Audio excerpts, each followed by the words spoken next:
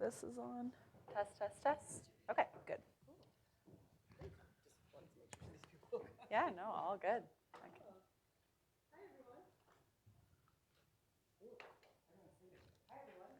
Hi. Good. So you have a live crowd. That's exciting. So my name is Muriel. I'm the studio manager. You may be wondering what is studio. It's Staples' first co-working space. So it's what exists behind this partition.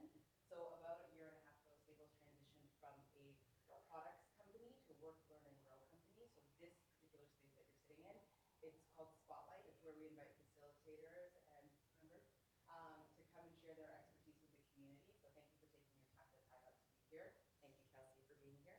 And so generally, if anyone has any questions about, what we're up to, would like to take a look at the co-working space, I'll literally be around this corner and I'll pop back in quickly at the end, just to provide you with a little thank you and an opportunity to try out co-working if you're interested. So with that said, I'm going to do a short land acknowledgement because it's important. So we acknowledge that the land that we're meeting on is the traditional territory of many nations, including the Mississaugas of the Credit, the Anishinaabe, the Chippewa, the Haudenosaunee, and Wendat people. It is now home to many diverse First Nations, Inuit, and Métis people. We also acknowledge that Toronto is covered by Treaty 13 of the Mississaugas of the Credit. So thank you and enjoy the session. Thanks. Okay, so thanks for being patient. For those of you who came early, you've been waiting a bit, but I will make this worth your while, I promise. So welcome to your lunchtime session. Thank you for spending your lunch hour here. I cannot wait to dive into this topic with you, all about building a brand that stands out. So let me first ask you, I did ask a few moments ago, but who here has a business or is aspiring to create some sort of brand? Okay, so that's pretty much everyone. Awesome. And I just want to first share that these principles that I'll be sharing today are applicable to any industry, any type of, whether you're a solo entrepreneur or you're thinking about assembling a massive team. These are not specific niche structures that only apply to my industry or your industry or your industry. I'm going to get you to think big today, okay? So hopefully through this workshop, I'm not just giving you a to-do list of things to go home and accomplish, but I'm actually inspiring you for ways to think beyond what everybody else is doing in the marketing world right now. Because, of course, it's easy to get caught up in saying, oh, well, so-and-so, who's my peer, they seem to be doing really well with Facebook ads. So why don't I just do Facebook ads? And then you go and try to copycat. Or this person is doing really well on Etsy, so why don't I start my Etsy store? Or they're crushing it at email marketing. I'm just going to do email marketing. But here's the thing. There's no one right marketing strategy. I want you to find the initiatives that feel really good for you and that are fun, that are playful, that are innovative. Because if you are different than everybody else, and if you've really found a strategy to market your brand, your business, in a way that is unique, people will pay attention. But if you're just copycatting everyone else, I've tuned you out already because I've seen it. Been there, done that. Everybody's blasting Facebook ads at me. So why am I paying attention to yours, right? So I really hope to inspire you to, through the 3 principles that I'll share, to imagine something super unique that you can apply to your business, because that is the tipping point of going viral, of massive success, of big momentum. And I will share many examples of businesses that are doing it. So very excited to dive in today. If you want to share any part of this presentation, or if you just simply want to connect with me on LinkedIn or on Instagram, that is my first and last name there, so you can find me on most social platforms there. This will also be streamed on my Facebook Live, so if there's something you want to rewind and hear again, you can always connect with me on Facebook. I'm at Kelsey Rydell Community on Facebook, and you can find it there. So let's just start with some groundwork here. Don't you love when people start with, let's define what a brand is? Well, I want to define what a brand is. There's so many definitions, but ultimately a brand is the intangible sum of a product's attributes. Literally anything you do to promote your business, to share your business, to talk about your business, to package your product, to sell your product, to bring people to events, to write up a label, to manufacture a new product. That's all branding. Everything you do that has anything to relate to your product, your service, or your business is part of your brand package. That is what people are remembering you for. So that's why it's so important to do things that are memorable, that are innovative, and that are cohesive to driving people towards what it is that you sell, okay? A brand is also a person's perception of a product, service, experience, or an organization.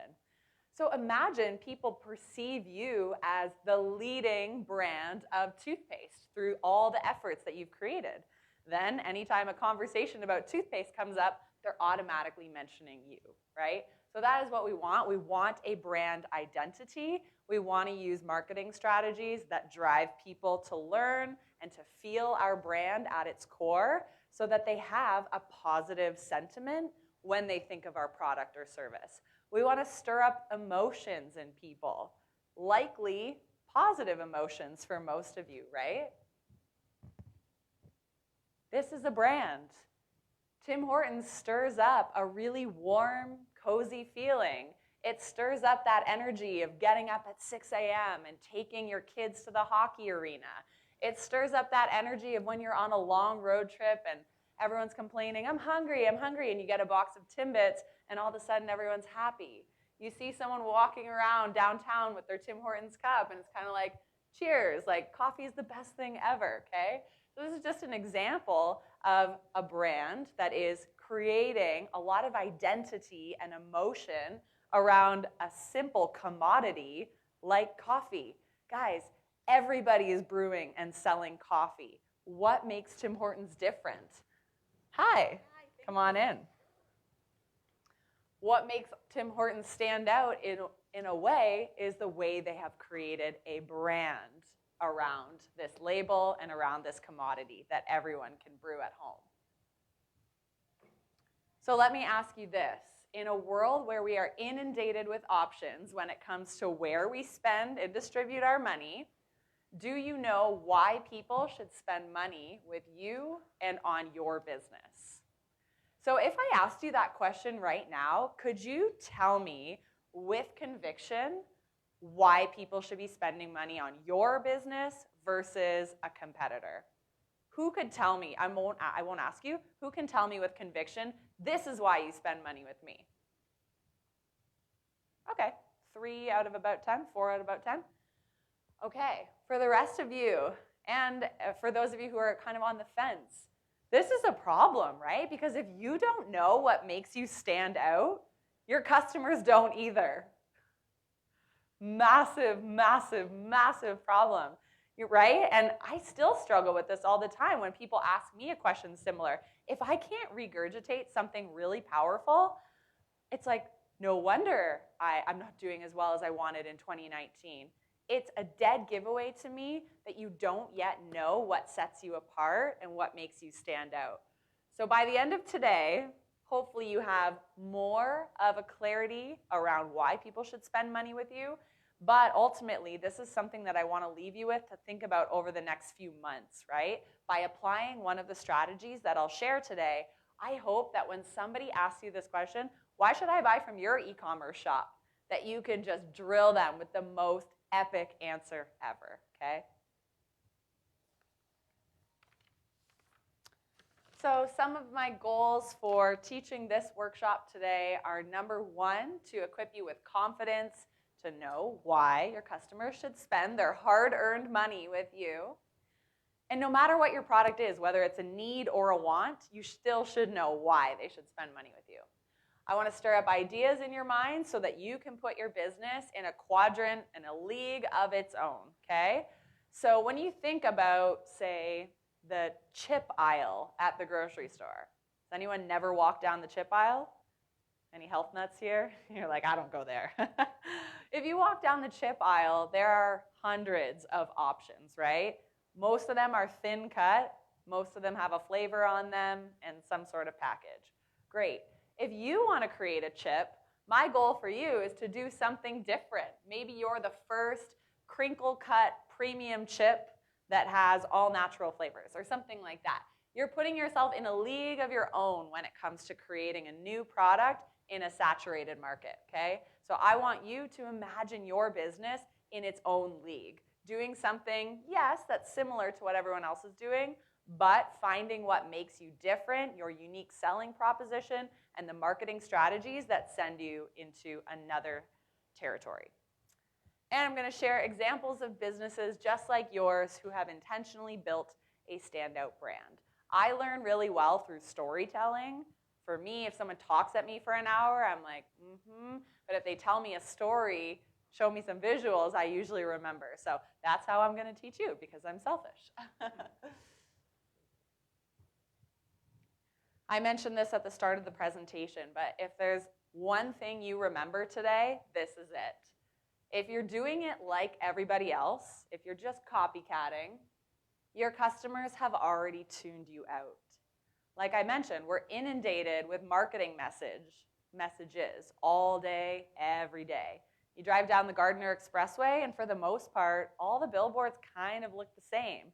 But every once in a while, there's one that jumps out at you, right? Maybe they built in like a 3D model into the billboard, and you're like, whoa, that really caught my eye, okay?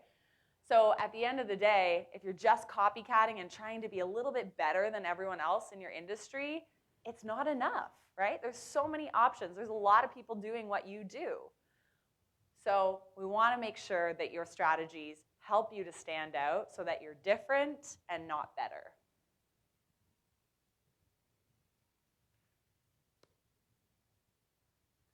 So I'm just going to share a quick story of when I fell in love with branding.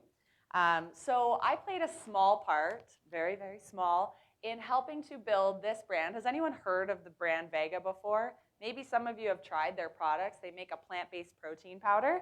But I was part of the company in the very, very early days and helped to build up this brand to a $550 million brand at the time of selling 5 years ago.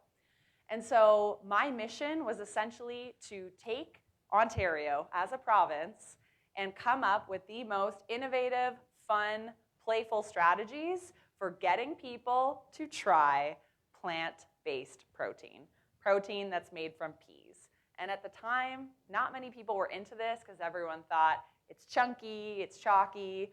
So really, I was given some sort of very small budget, and they said, go do whatever you need to do to get people to purchase our product. And there was no limits, there was no rules. They told me not to do what the other competitors were doing and to think outside the box. Hello. Come on in. So at this time in my career, I was pretty junior to a marketing role, right? They could see that I was excited. I already loved the product myself. And I'm going to assume that most of you do love the product or the service that you sell, and I really hope you do, because I acted like the biggest brand evangelist for this company. I wore their name on my shirt. I was talking to them, to everybody in my network. I was saying, you got to try this. I was handing out samples. And what I was doing, what I didn't really realize, was the opposite of any sort of traditional marketing strategy. I was just trying to make connections as a human being with another human being, okay? And through that, I was forced to think about creative ways that I could find humans to talk to and to share my love of this brand. And for me, that meant getting out to events and finding fun ways to sample people at Yonge Dundas Square and working with retailers to figure out, hey, how can I show up here, give people a sample of this weird protein powder that's green, and have them eventually convert into a buyer. So this was my earliest entry to really understanding what it meant to create a marketing strategy and to support a brand with unique and innovative strategies. And today, Vega has grown into a household name, and they are still, to this day, one of the most innovative companies in terms of marketing. So that's a small section of kind of my story and why I love talking about this stuff. Today, fast forward many years, working for many companies, building their marketing strategies, and I finally said, screw it. I am going to go out and do this on my own and join that freelance life, that freelance hustle, as some of you may know. And today, I run an online course, and I do private business coaching. I run a small online marketing consulting agency, and formerly I was a nutritionist in my previous life, so I'm still very much a food lover, love to travel. So yes, we can connect over that. So that's just a little bit about who I am. But at the end of the day, what I love doing is supporting people in coming up with these creative, modern, fun strategies that excite you so that you can go out and make some serious money off your product or service. What I find, and maybe some of you can relate, maybe not, is that a lot of us, we're really passionate about our craft, right? Whatever you sell for your Etsy store, whatever's in your e-commerce site, the service that you've created, the consulting package that you've created, you're so good at your craft, but you haven't yet perfected the mechanical stuff that goes into getting your craft into the hands of many people, right? And that tends to be the story of a lot of people I work with. You didn't necessarily go to school for marketing. You went to school to do what you do best, which is your offer, what you're creating for people, how you're changing the world, how you're impacting people. So that's why these workshops are fun, because we can all learn together, right? The marketing world, it's always changing. Right now, everything's in online marketing. But at the end of the day, I do believe there are some core foundational principles that can help you to have a standout brand, and that's what we're going to cover today. Before we get there, I just want to know, what does a standout brand mean to you? What comes to mind? It can be a brand that pops into your head. It could be maybe one that you're willing to spend money for, or what does that evoke in you? There's no wrong answer here. What does it mean to you to have a standout brand? Other people recognize it when they see the brand. They can understand what it's about. Okay, I love that. So recognizable. So maybe seeing the logo and being like, I know exactly who they are, what they do, who they serve. A clear story, like you know how that makes you feel. A clear story. I love that. Yeah, so maybe being able to clearly say to someone else, here's our story. Do you connect with it? Do you want to purchase from us? Yeah. An identity and a belief system. Yeah, so really knowing those core foundational principles of, it's almost like the back to basics of your business plan. What are your beliefs, and how do you hope to instill those in others who also use your product? Quality and consistency. Yeah, that's a huge piece, right? I love all those answers. Yeah, last one. I was just thinking, you've got to be unique, and it's like one of the others was lacking. I think that's so important, yeah, because going back to that quote, if you're not different, then you're not really standing out, right? So what makes you unique? For me, a standout brand simply means in one person's mind, one at a time, we're building a tribe of people who see us as that exemplary brand in what we do. Okay, so you may not have global recognition. That might not even be a goal of yours. But if people slowly start to hear about how amazing you are, and then they tell their friends, and they tell their friends, having those stories to back you up, in my eyes, really does make you stand out. Because at the end of the day, you don't need the whole world to be buying your product or service to be successful, right? Has anyone read the article, 1,000 True Fans? Yeah, maybe. So yeah, look it up. It's by someone Kelly. And his whole concept of 1,000 true fans is that you want to find 1,000 people who will spend $100 with you every year. And at that point, you're making, what, $100,000 a year? Or, yeah, I guess that was my bad math. But at the end of the day, to have a successful, viable business, at minimum, all you would really need is 1,000 people who will spend $100 a year with you, and that's it, right? And that could, obviously, if you're selling a $500 product, a $1,000 product, then you start to scale that up. But you're not trying to transform everyone into a brand evangelist, especially as a small to medium-sized business. Hone in on that niche market of 1,000 people who really care about what you're talking about. Okay, so we're going to get into the content. So what I'm going to share, the 3 principles. So using experiential strategies, online marketing efforts, and simple tactics, you can turn your customers into brand evangelists. So I'm going to share this a few times, the word brand evangelist, because I want your customers to be talking about you. If your customers can do a lot of your advertising for you, how amazing would that be? To not feel like you're blindly going out to look for people through an Instagram ad. If they're doing the marketing for you, that is the most powerful way to really start to amp up your branding. The strategies that I share today are also not going to be cost heavy for you. Yes, I could show you how to spend $1 million and run an amazing campaign with media outlets and with paid online marketing and with having a spokesperson or a celebrity back you up. But I realize that that is not what we're all capable of at this moment. I think most people here are small to medium-sized businesses and would like to build their brand out and gain more clients and more revenue with strategies that are time-honored. These have been around forever, whereas Facebook ads are kind of, on the up and then the down and up and the down. So I just wanted to kind of preface this by saying that these aren't going to cost you a fortune, and they work. We've tested them all.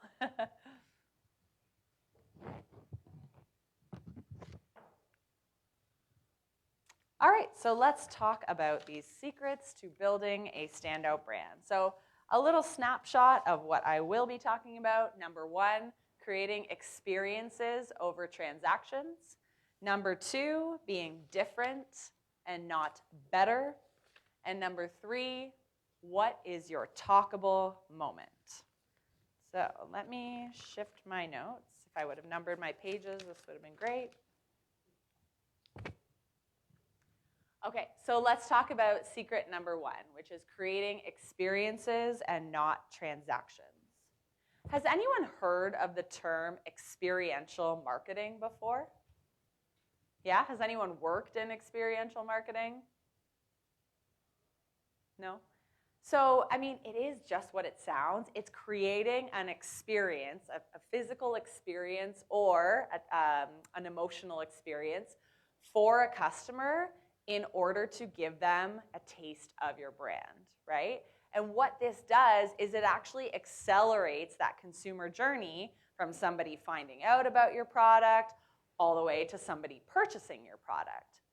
So going back to when I spent my time at Vega, we were really, really good at experiential marketing and not just trying to sell a product. So I'm going to share some examples, but my key takeaway is that for all of us to think about how we can create an experience for our potential customers is going to be really, really valuable as part of your branding and marketing strategy. I want to share this one example that might actually evoke experiential marketing in your minds, because you may have experienced it before and not even know it.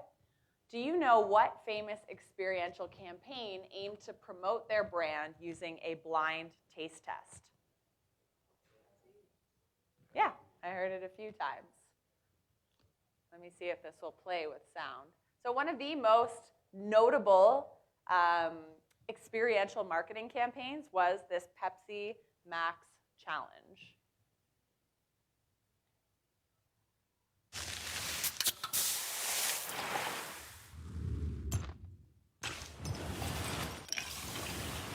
Pepsi Max. Zo lekker als het eruit ziet. En dat zonder suiker. Maximum taste, no sugar. Okay, wrong video.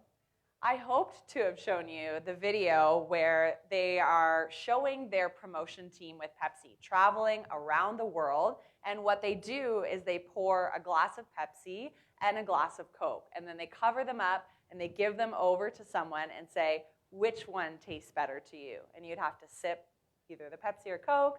You go, okay. And then you'd sip either the Pepsi or Coke, and then you would tell them which ones you liked better. And their goal was to give people that experience and hopefully have them try a Pepsi. And no matter whether you liked Pepsi or Coke more, they always gave you a free can of Pepsi at the end. And this was one of the first times that I personally was exposed to experiential marketing, where the brand really came to life. There was a team of ecstatic young people standing behind that booth. They were rolling it around the theme park in my hometown. And they had music bumping. They were wearing really cool uniforms. And they were gathering crowds. There was literally nobody on that Ferris wheel. Everybody wanted to do the Pepsi Taste Challenge, okay? Because it really did engage the consumer and gave them an experience. Next time I'll get the right video.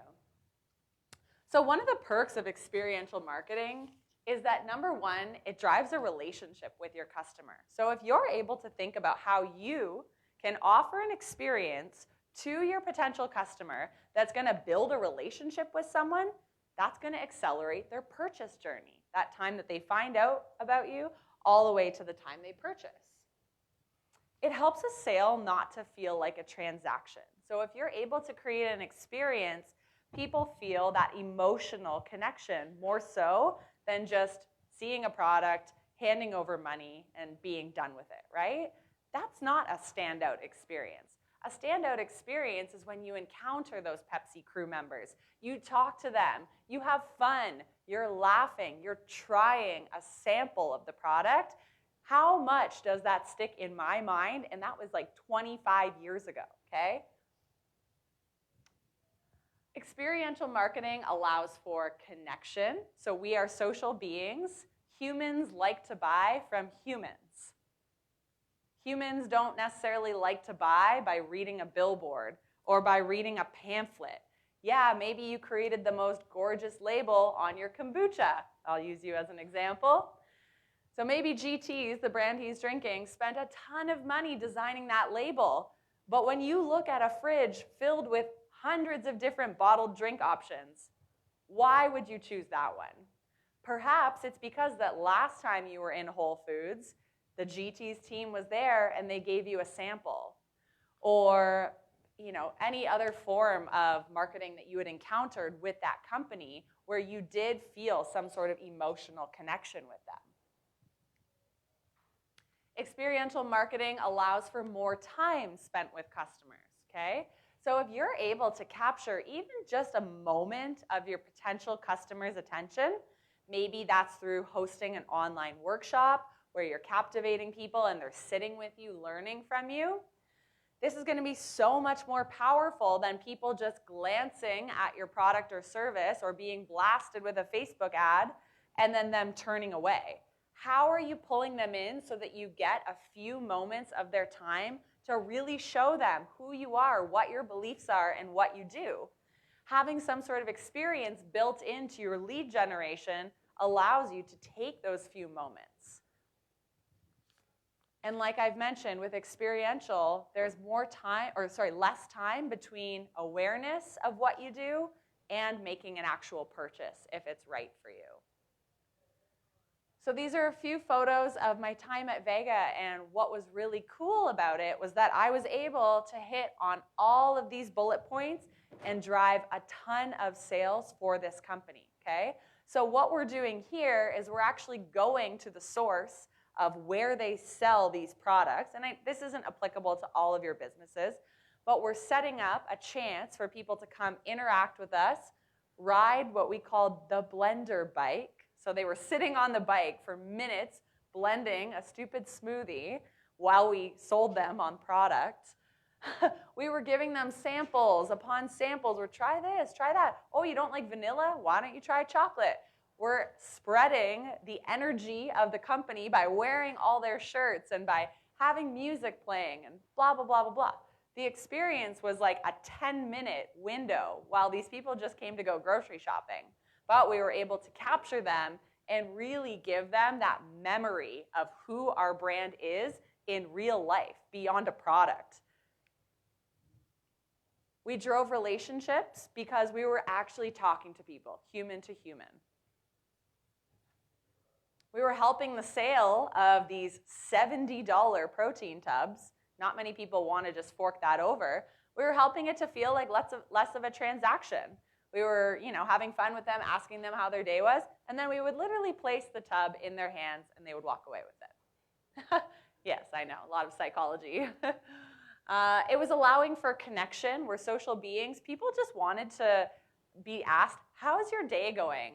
Oh, I see your child's crying. Do they want to ride the blender bike? And all of a sudden, we sold them $400 worth of product, okay? I'm not conniving. I truly believed that these products would help people. It allows more time. So again, having that blender bike. Imagine how much time people were wasting just trying to blend their smoothie to a nice consistency. And less time between awareness and purchase. So yeah, you could walk down the protein powder aisle and be like, look at all these different ones. Oh yeah, Vega has a nice tub, but oh, I'll just get the one that's on sale. Well, in this case, they became aware of us the moment they walked into the grocery store, and they were purchasing within 10 minutes, okay? And then they became a lifetime customer for the most part. So knowing what you know now about how experiential can support a memorable brand, a brand that sticks up here, I want you to think about how this could potentially apply to your business. Can you offer free 15-minute Skype or Zoom calls with your potential clients? Do you have on your thank you page or on your purchase page, can you have a developer have confetti that explodes when it's like, you just made your purchase and something exciting happens? That's an experience for them. Within moments of enrolling in your online course, can you send people a really cool email thanking them with a personalized video? What can you do that gives them an experience with your brand, okay? It doesn't need to be as extreme as setting up these pop-up shops, but can you simulate what we did here and really fostering a heart-to-heart connection? We're humans, okay? We can't keep treating our business like we're just pumping through sales.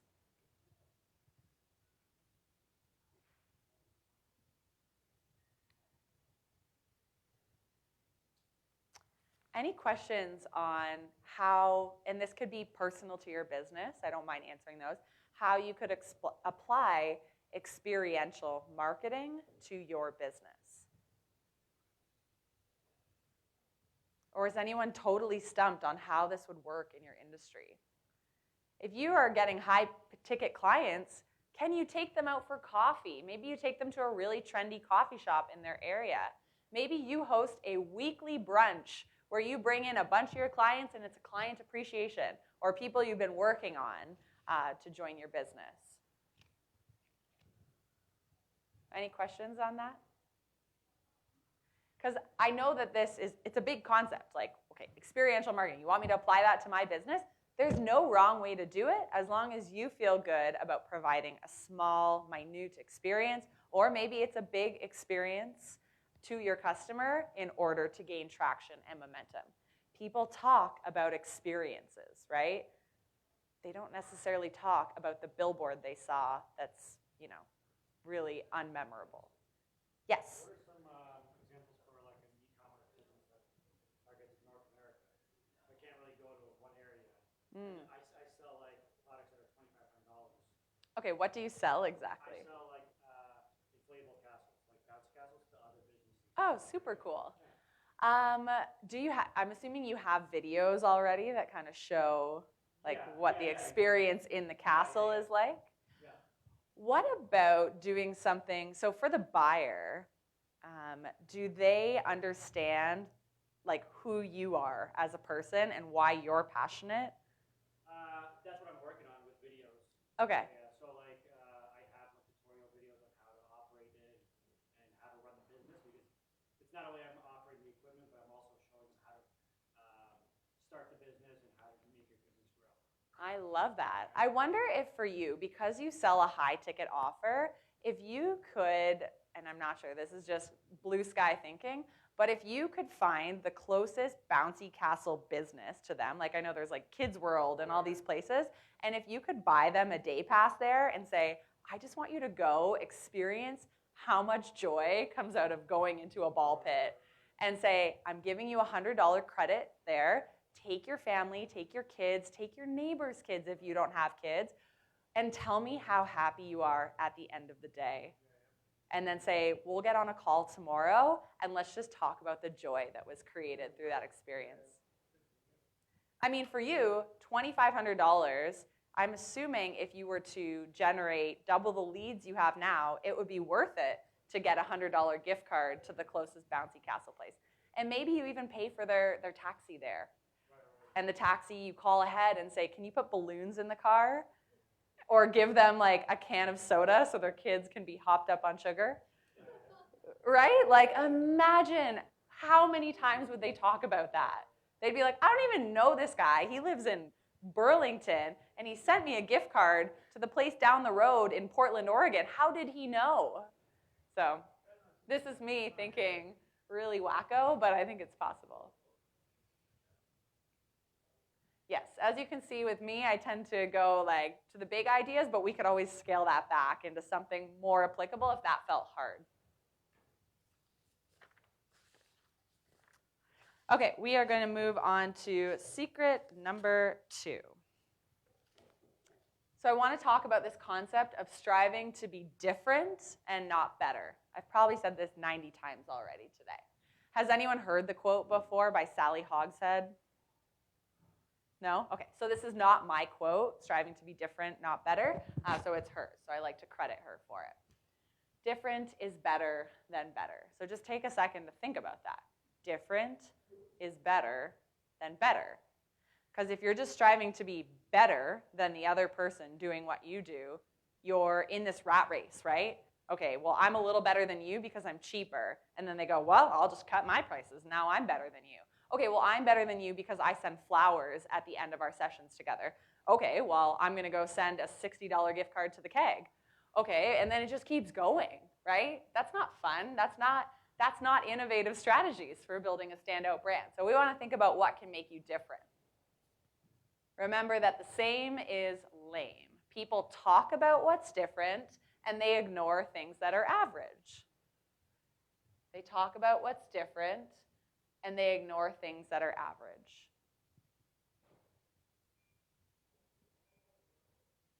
I think that's super powerful because I think we don't often think about the things we're not talking about. But if you remember the last time that you ran up to your best friend or you saw your mom or you went to have coffee with your grandma, you probably told them a story of something exceptional that happened to you recently. Or, hey, I just came from the coffee shop and can you believe this happened? It's probably because something different was part of this. Has anyone ever opened a burger shop before? No, okay, neither have I. Now, imagine you're wanting to start a hamburger shop. There's so much competition, right? I think we can all agree on that. So if you're just trying to be a little bit better, okay, maybe you have better quality meat.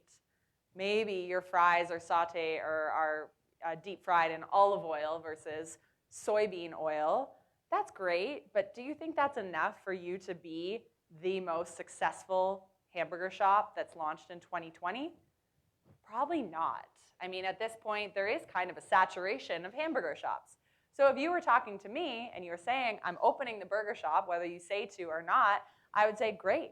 What is going to make yours different? Oops. So I'll tell you the story, and again, this is just me storytelling. It's not my experience. But there was a guy in the US, and his name was Skip. And he was managing, does anyone know the chain Applebee's? It's a restaurant in the US. So he was managing a really successful chain of Applebee's, and he thought, you know what, I have a serious talent. I know how to cook. I know how to run a restaurant. What am I doing working for the man? I'm going to go open my own thing. So he said, I'm going to open a burger shop. And all his friends and family were like, well, good luck. I mean, we're in California here, man. There's a million burger shops. You're competing with In-N-Out. You're competing with McDonald's. And they all kind of shook their head and said, don't do it, right? Well, Skip decided he was going to be a little bit different. So he thought, well, what could I do to make my burger shop stand out? And he thought, well, instead of giving people a number when they come up and place their order, I'm going to give them a deck of cards. And people were like, okay. So you pick from the deck of cards, and they're like, great, I'm the ace. Then you go wait at your table, and they call out, okay, ace of spades, your order's ready. So they were like, yeah, that's kind of a good idea. But he's like, no, no, no. There's way more to it than that. He said, anytime someone comes and places an order, I'm going to fan out the deck of cards, or my employees will, and you'll grab a card. And if you choose one of the aces, your entire order is free. So there's 4 aces in a deck of 52. So he said, I'm going to have to give away 4 free orders for every 52 sales. But what proceeded to happen was that when somebody got that ace, they would grab their phone and they'd be Instagramming it. And then they would be telling their friends, can you believe my whole family ate for free tonight? All the employees would get up and clap. They would have confetti that was thrown at the person. There'd be music, a light show. So somebody was really curating this on behalf of Skip's Kitchen. And what proceeded to happen was that people started hearing about it. They started being intrigued. I wonder if I might win a free meal. His food was great, but what made him different was that 4 out of every 52 people got their entire order compensated, and it was a celebration every time it happened. So what Skip did so well was he was different, and he ignited word-of-mouth chatter. There were lineups for months and months and months of people hoping to win that free meal. So I love that story. I love that story just because it's something so simple that boosted his sales by I don't know how many percent, but a lot. And it only costed him anywhere between, a few $100s a day. And that was his sole marketing strategy. So do you see how that's number 1, experiential? Like how cool to have an experience where you're like grabbing from the deck. And it's different. I don't know another burger shop that will give me a free meal if I draw an ace. So it's already hitting on 2 concepts of having a standout brand. If you don't own a burger shop and you don't want to give away free food, what else can you do? Well, what about showing up in a bigger way on social media to be different than your competitors, okay? So you probably get a lot of people who are following you and connecting with you on a daily basis. It's 2020. I'm going to assume that most of you have at least one social media platform that helps you to promote your business. If not, we should chat because you should. What do you do with people who follow you? Follow them back? You know what I would say to that? That's a very average response, right? But, I mean, hey, I'm not picking you out. I think we're all guilty. It's like, okay, well, I'll follow you back. If you're just trying, yeah.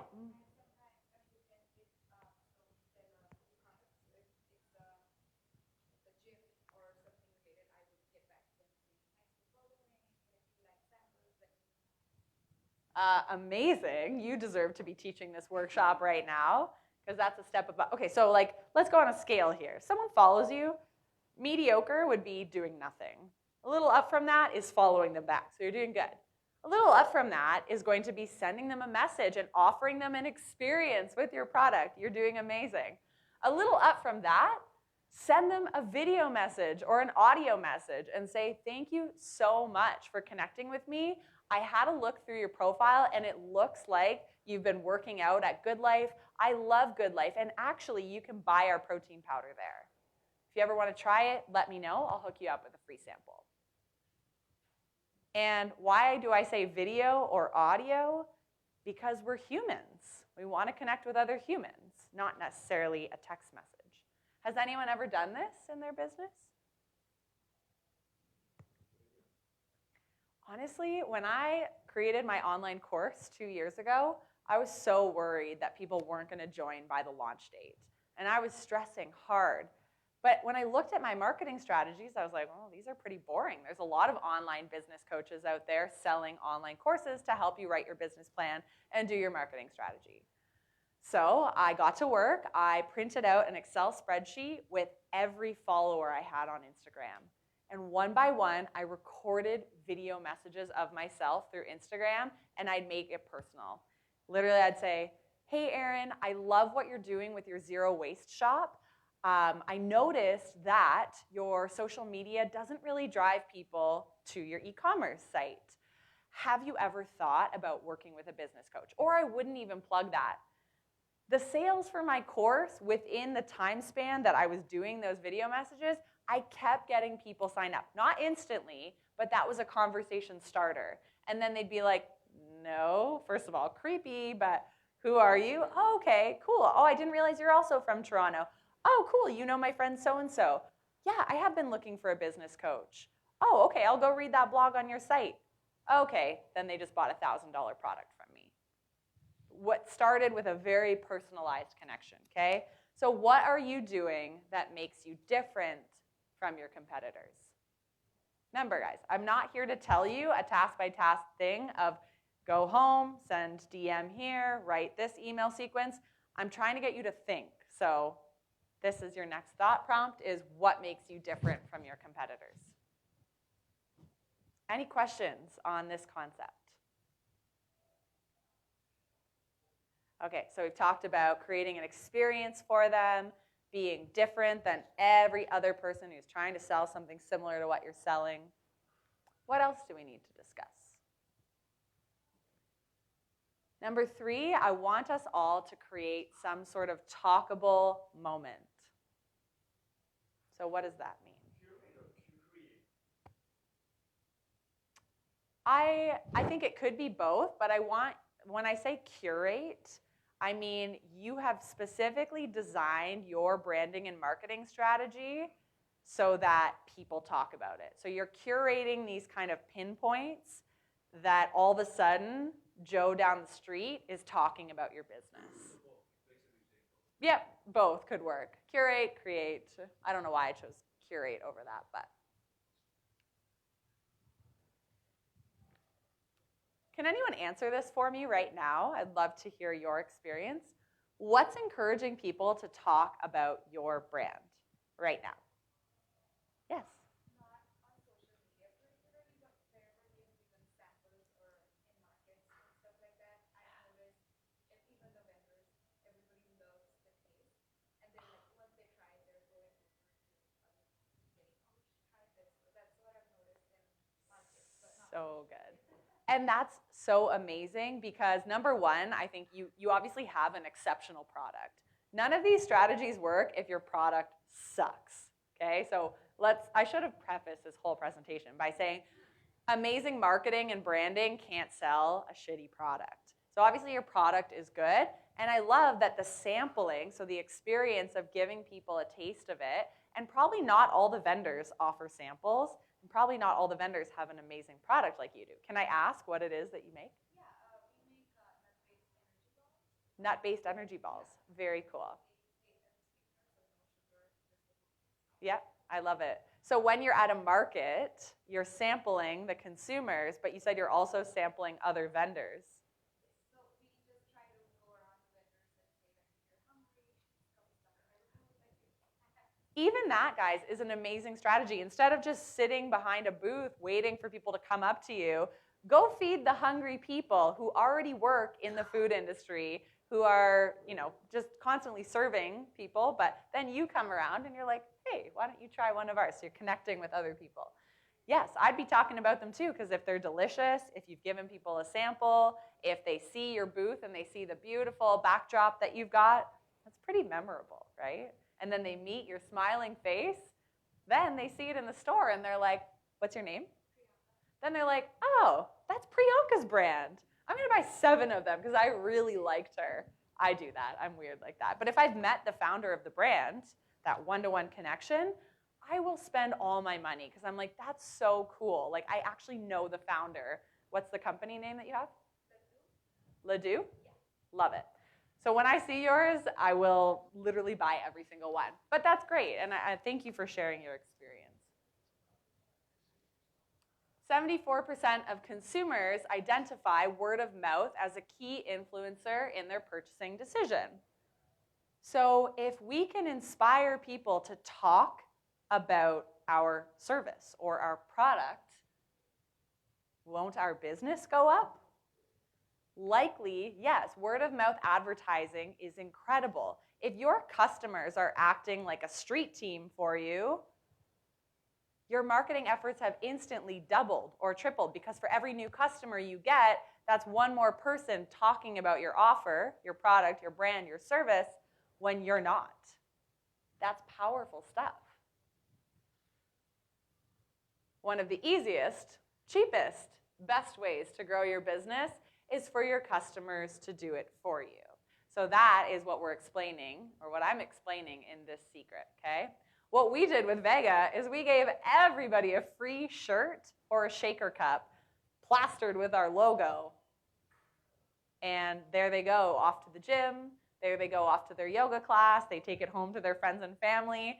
And to this day, when I show up at a fitness class downtown Toronto, I literally always see somebody with that silly shaker cup because it made an impact on them. And they're promoting this protein powder brand without us needing to do it or without Vega needing to do it. In my own business today, every time I get a new client, I send them a t-shirt with my logo on it because I think it's a pretty logo, but it's just a word. And they send me photos and they tag me on Instagram of them wearing the shirt because they love it. They feel connected to my brand, which I think is really cool. It doesn't say Kelsey Rydell on it, by the way. I have a different brand. That would be a little bit narcissistic. But do you guys agree that one of the best ways to grow your brand and business is for your customers to do it for you? Yeah, it's something that maybe you haven't considered before. So that's what we're going to dive into.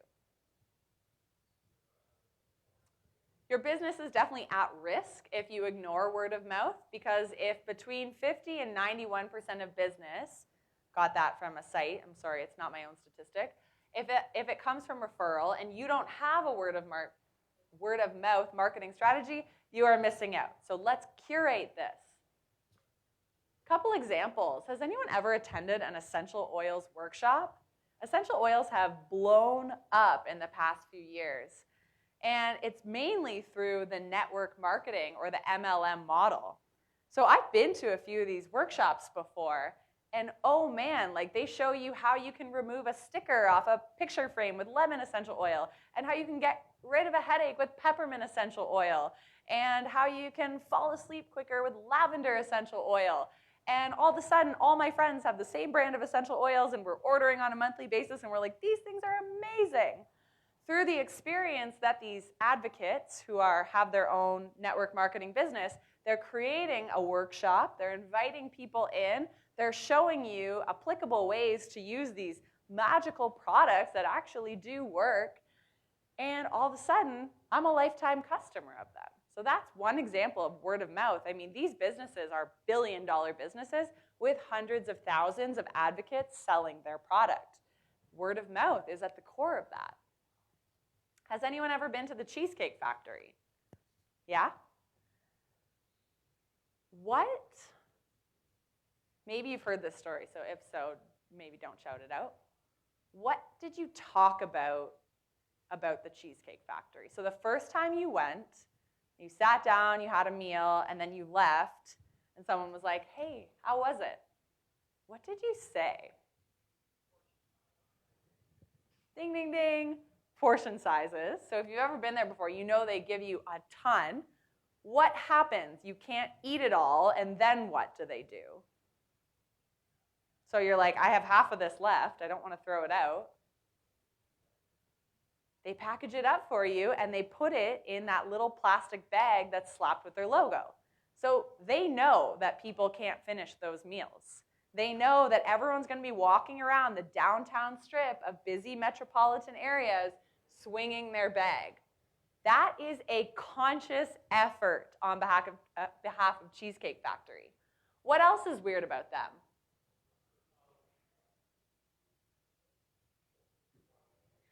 They have a novel for a menu. They have 78 dishes that have chicken in them. What's the point of having a menu that big? Nobody needs that many options. Nobody needs 78 options for how to eat chicken for dinner. It's a conscious effort because it's something you can talk about. It's a bonding opportunity at the table. Because for most restaurants, it would be like, don't overwhelm people or they're not going to buy anything at all, right? But Cheesecake Factory has done the exact opposite. They've curated a menu that people talk about with portion sizes that people talk about. And again, this was not an accident. They didn't just do this for fun. The menu is their ad, and the guests are the marketing department. Pretty cool. I think I have some actually fun statistics about them. So 38% of people who dined at the Cheesecake Factory told a story about the size of the portions and the menu. 38%, that's huge. If 40% of your customers were out spreading the good word about your business is almost doubling. But without a strategy around word of mouth, you're missing that 40% that Cheesecake Factory is getting.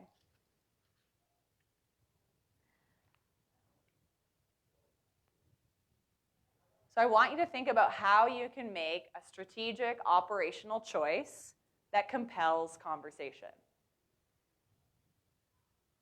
Again, I can't tell you the exact framework for it because it depends on your business, and I want you to do something that's exciting for you. What drives your customers to talk about you? Going back to your e-commerce business, right? That's a different thing to offer them a gift card to the local bouncy castle, but that also compels conversation. And all of a sudden, everyone's talking about owning a bouncy castle business. Does anyone have any questions on this tactic of creating a talkable moment? Yeah. Yes.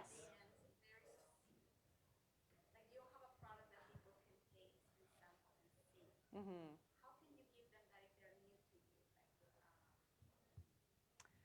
Yeah, that's a great question. So I would say at the most basic level, when somebody signs on as a client, are you treating it like a transaction and you're just sending them, here's our next steps, Sally?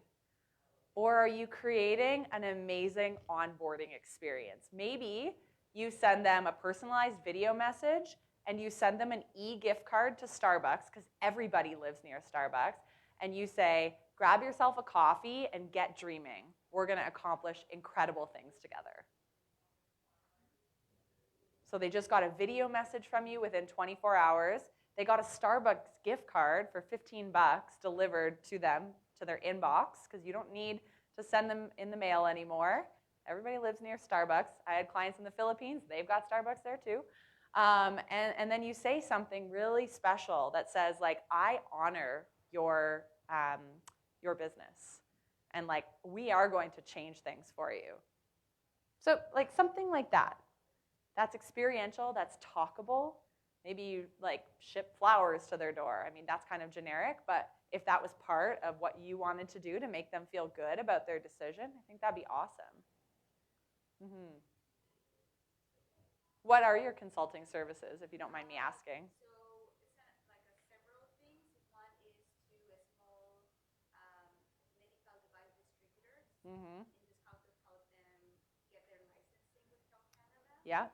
And for the other part of the business is about process improvement and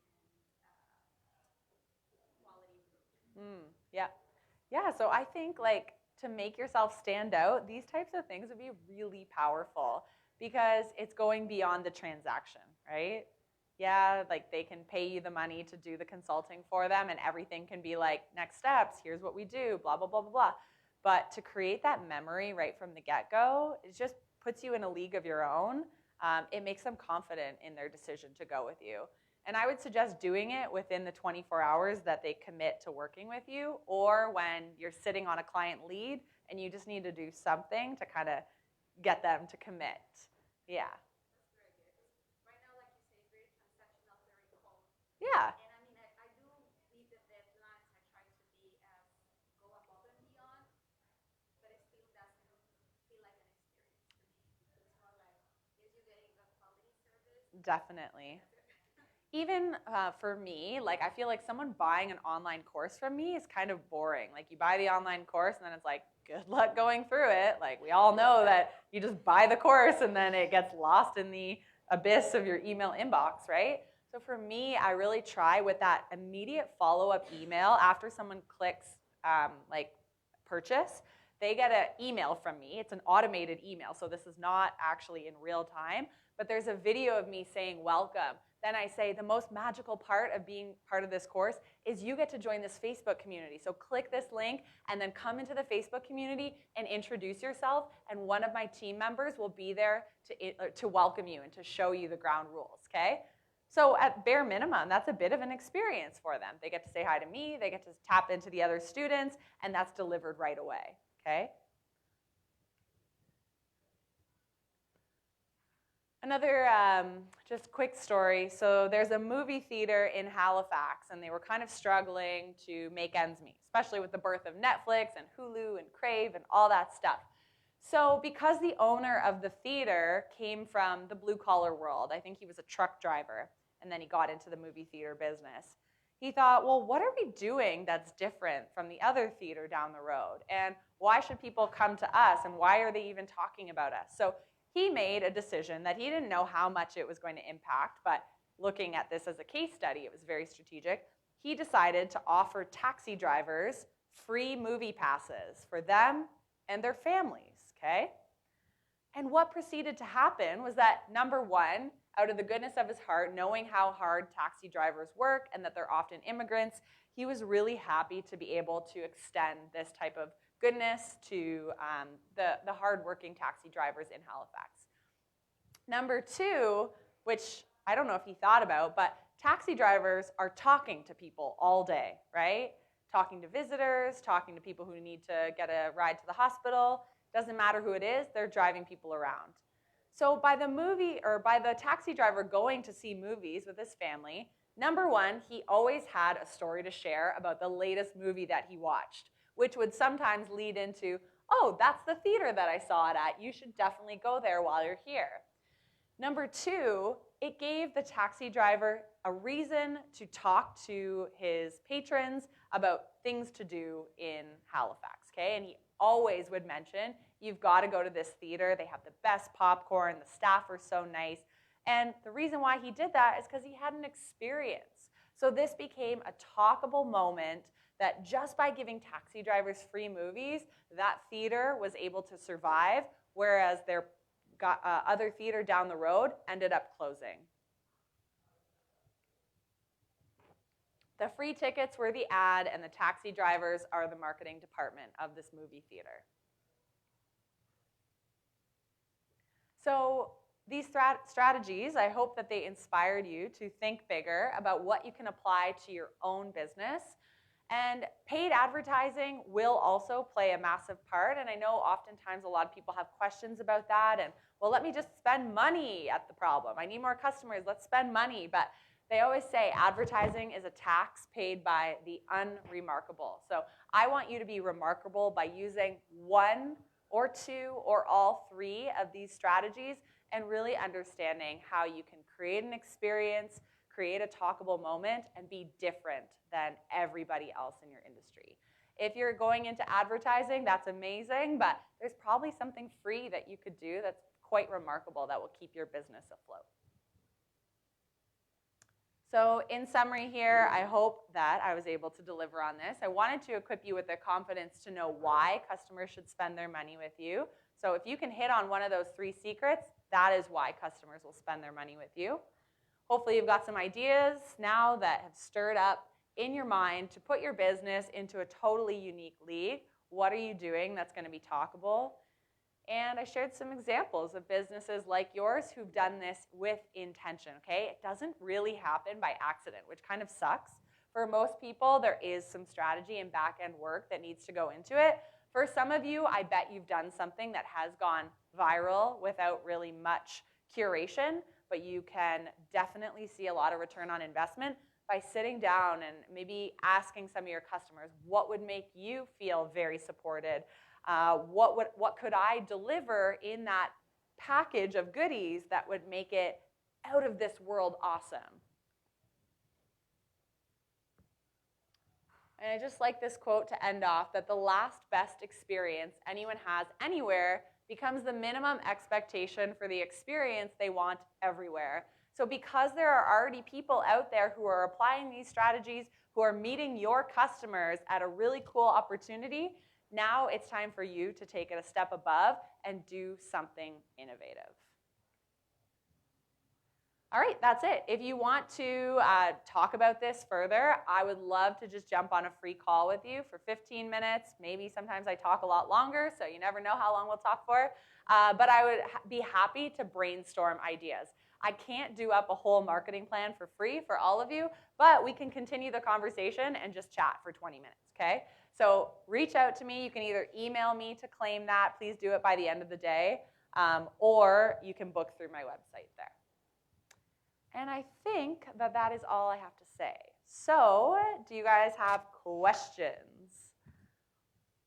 Yeah? I thought you were going to tell us when you're talking about the burger place. I thought you were going to tell us who it was, and you didn't. Skip's Kitchen. It's just one restaurant. Oh, okay, I thought it was a chain. To my knowledge, it's just one location, and they're just churning people through. Yeah. I used to have a photo of the exterior. It's nothing glamorous. It's like a fast food burger place. It's a great idea. It's so awesome, and I'm always thinking, how can I take that concept and apply it to my business? I haven't figured it out, to be honest, but that always inspires me. Yeah. I have a question around the experiential marketing, the first point you talked about. Yeah. While you were explaining it, actually, that stuck into my mind because laddu is an Indian snack, and our brand, what we want to base it on is the kind of Indian traditional snacks we know and turning it into more healthier snacks. Yeah. So it came to my mind that we could just make like a Indian fun experience at the booth and like even have like maybe sandalwood or like some music and stuff like that. I love it. But how practical it is to like include maybe not my products, but like I know some other Indian businesses do their products, so it's like a whole experience. I don't know, like I don't want it to shift, like the focus to shift away from my product, but like Yeah. how practical. Yeah, I would say like you definitely don't need to be selling other people's products in your booth, but I love the idea of feeling like I've stepped into traditional Indian culture, and then I know like I'm going to be eating something that's authentic and that's part of somebody's heritage, and maybe it helps me to understand better like what I'm getting into. So I think you've already hit the nail on the head with keep it simple but appeal to people's sight, their hearing, their smell, their vision of where you are. So I don't know if you've thought about all those different areas before, but without knowing exactly your situation, I wouldn't be including other brands, but I would have different objects that evoke emotion for people to feel like it's a truly authentic experience. Yeah. Happy to chat after too if I didn't understand the question. Anyone else have questions? Cool. Oh, yeah. Just one small question around. So, what if you're not? They have Instagram, like some of your competitors may be using these tools. But what if you're not a natural person who feel comfortable making a video and sharing Yes. that? What are some of the strategies that you can do to overcome that, or is it better to hire someone who will do that for you? I mean, okay, great question. I could teach a whole workshop on this. Number one, there's an amazing lady here who teaches comfortable on camera. Come to that workshop when she offers it next. I don't know when it is, but follow Staples on Eventbrite. Number two, nobody can promote your brand like you do in the early days. I don't know, do you have team members? No, pretty much. Exactly. So for me, one of the biggest mistakes would be outsourcing your social media. If you can practice and start building that confidence to know that it is actually selfish for you to not share your amazing consulting service, and you need to gain a stronger vision, because when your vision for helping people is greater than your ego of showing up on social media, you won't care anymore and you'll just show up and do it. So connect back to why you do what you do. Why do you want to help people? What's the vision? What's the greater accomplishment? And make that bigger than your ego that says you're not good enough to be on social. And know that you want to impact lives, and you can't do that if you're hiding. Yeah. Yep. For me, I find that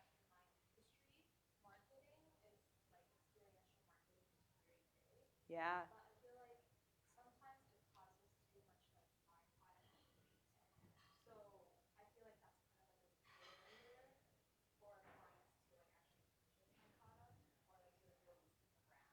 Yeah. So do you think like are there any tools, are there any advice that somebody would take at this time so that we could get more information and that way it like ends up building the brand?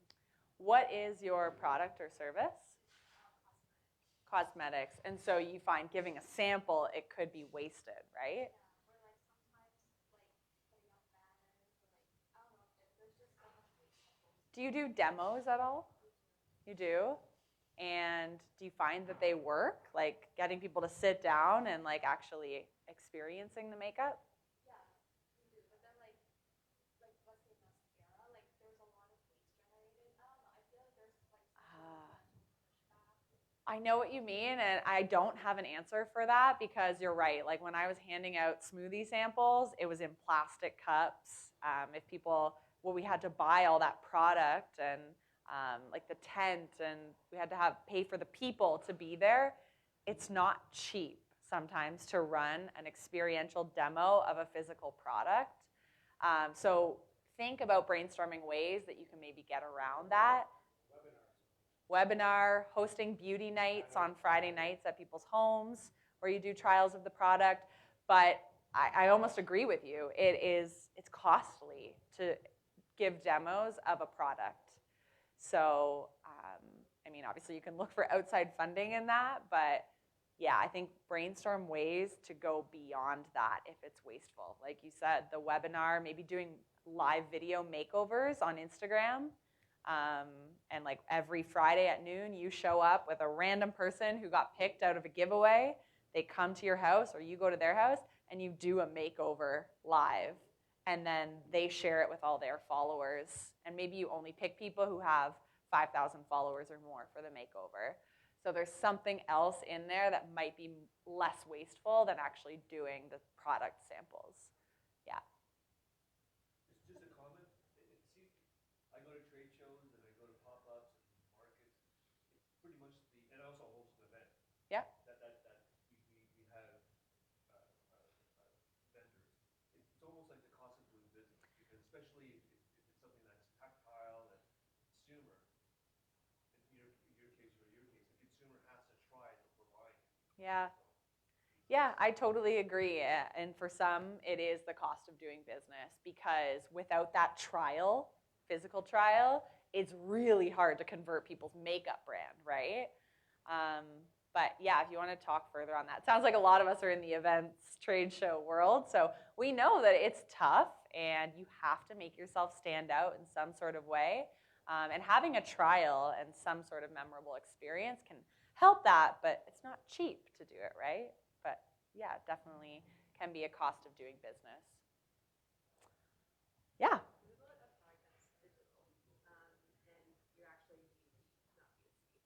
Yeah.